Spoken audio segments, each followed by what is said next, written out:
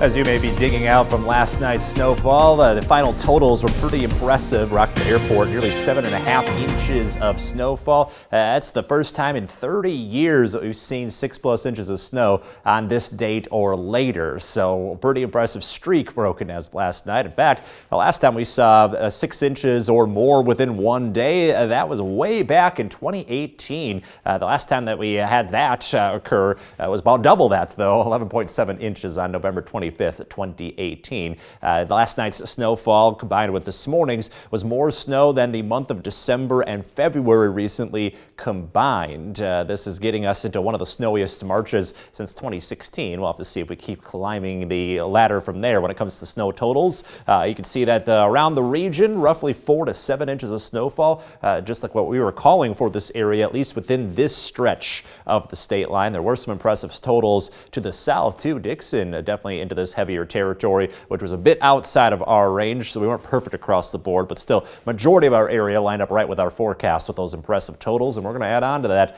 next weather system coming in from Montana, bringing much lighter snowfall, but still, there's some around the corner going into the weekend. Tonight, a flurry or two, but literally no accumulation, 25 and cloudy to round out conditions, and then tomorrow, it's a dry and cloudy start to the weekend, so we stay quiet for much of Saturday, 38 coming for the high temperature, then late in the evening, that's when we have to watch out for more snowfall. So here we are in Future Track. It's 7 o'clock in the evening. You're kicking off your Saturday evening, dry conditions. After 9, though, that's when the snow slides in, and it's going to stick with us for much of Saturday night. So if you're going to be out late Saturday night, watch out for slick roads. Same for early Sunday. We're getting closer to sunrise and seeing the snow exit, but there could be a spot or two that looks slick on the roads because of that overnight snow. A lot of that's done by the end of Sunday morning, and then one last little burst might come through Sunday afternoon. We'll see if that adds on to the snow totals then for the end of the weekend. 1 to 3 inches on the way, likely for all areas. Probably will be a little closer to the lower end of that range, but still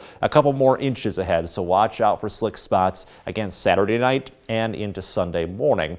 After a wintry weekend, we hold on to those chilly conditions into next week. At least the sunshine's back on Tuesday. Then, getting closer to St. Patrick's Day, it feels like spring again, close to 50 with a chance for rain starting Thursday. In your most accurate 10-day forecast, the weather does remain a little wintry long-term, still seeing those 30s in the long-range forecast. At the end of the 10-day, the first official day of spring ahead for the following Monday, but only in the 40s then. So really not looking at a lot of spring-like weather even leading up to that official start of the season. Yeah, pretty chilly March so far. Thank you, Alex.